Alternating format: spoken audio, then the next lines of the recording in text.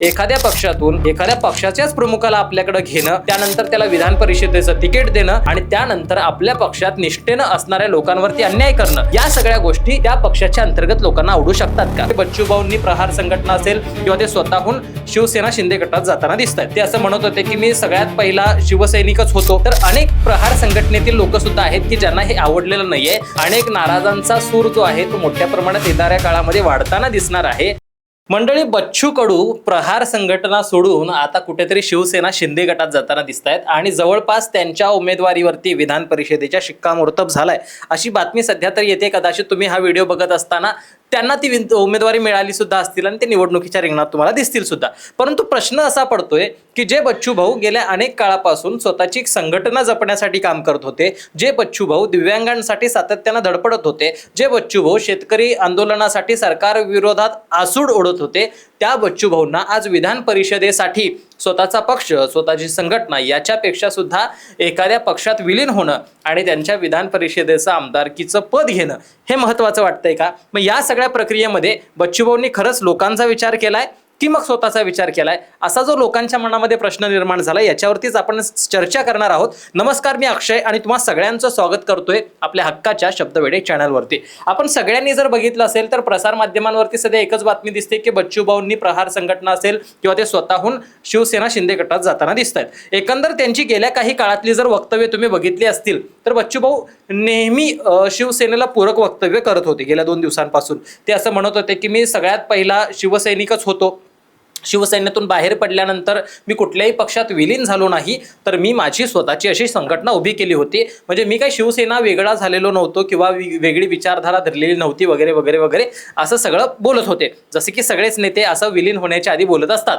परंतु राहतो प्रश्न काय, तर अनेक प्रहार संघटनेतील लोक सुद्धा आहेत की ज्यांना हे आवडलेलं नाहीये. तर दुसऱ्या बाजूला शिवसेना शिंदे गटामध्ये सुद्धा मला आता आमदारकी मिळते की उद्या आमदारकी मिळते म्हणून अनेकांना आश्वासनांच्या अक्षरशः पंक्ती वाढून ठेवलेल्या होत्या. मात्र तरी सुद्धा अनेक नाराजांचा सूर जो आहे तो मोठ्या प्रमाणात येणाऱ्या काळामध्ये वाढताना दिसणार आहे. आणि मग अशामध्ये एखाद्या पक्षातून एखाद्या पक्षाच्याच प्रमुखाला आपल्याकडे घेणं, त्यानंतर त्याला विधान परिषदेचं तिकीट देणं आणि त्यानंतर आपल्या पक्षात निष्ठेनं असणाऱ्या लोकांवरती अन्याय करणं, या सगळ्या गोष्टी त्या पक्षाच्या अंतर्गत लोकांना आवडू शकतात का? या सगळ्या संदर्भात बोलत असताना शिवसेना शिंदे गटाचे अर्थात शिंदे पक्षाचे नेते जे आहेत संजय शिरसाट यांनी असं सांगितलं की ते म्हणाले की शिंदे साहेब जिथे जिथे जातात त्यांच्याकडे लोक येण्यासाठी आकर्षित होत असतात, लोकांचा ओढा शिंदे साहेबांच्या दिशेने लागतो. त्यामुळे अनेक जण म्हणत असतील की ऑपरेशन टायगर वगैरे वगैरे वगैरे असं राबवलं जाईल, मला आम्हाला गरज नाहीये, कारण आमच्याकडे इतका मोठा ओढा हा लोकांचा आहे की नेत्यांचा आहे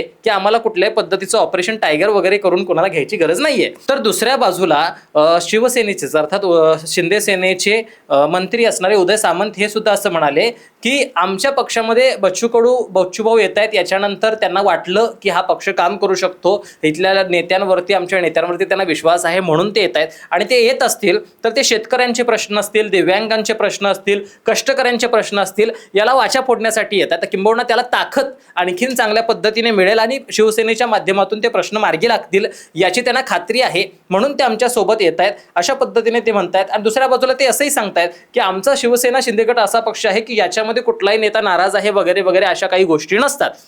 पण मला असा प्रश्न विचारायचा आहे तुम्हाला सुद्धा मंडळी, आपण जर बघितलं असेल तर मागच्या वेळेला डझनभर नेत्यांना मंत्रिपदाची आश्वासनं गेल्या टर्मला दिलेली होती, मात्र ती काही पूर्ण झालेली नाहीत. ते मंत्रिपद आज मिळतंय का उद्या मिळतंय असं म्हणत तर काही मंत्रिपदांची तर स्वप्न सुद्धा पडायची बंद झालेत नेत्यांना हल्ली. मग अशा सगळ्या सिच्युएशनमध्ये बच्चू भाऊंनी आल्यानंतर आणखीन एखाद्या त्या पक्षांतर्गत असणाऱ्या मंत्र्याचं येणाऱ्या काळात मंत्रिपद जाईल का?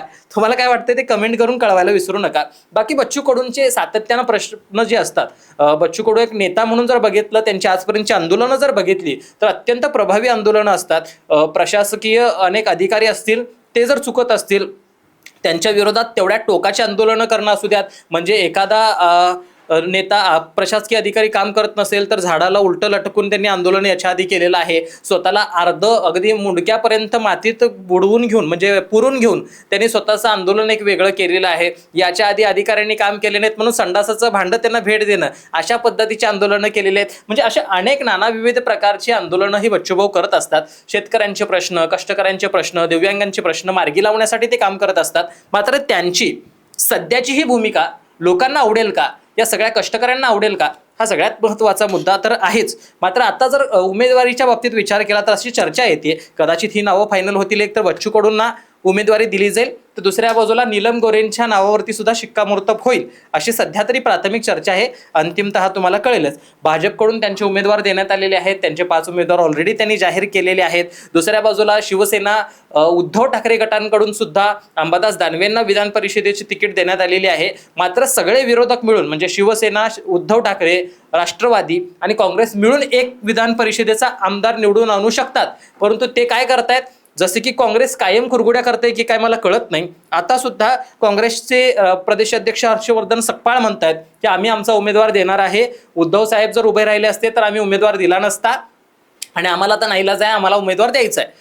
अक्षरशः काँग्रेसकडे सुद्धा संख्याबळ नाहीये, उद्धव सेनेकडे पण पूर्ण संख्याबळ नाहीये. जर विधान परिषदेच्या एका आमदाराला निवडून येण्यासाठी जेवढं लागतं तेवढं.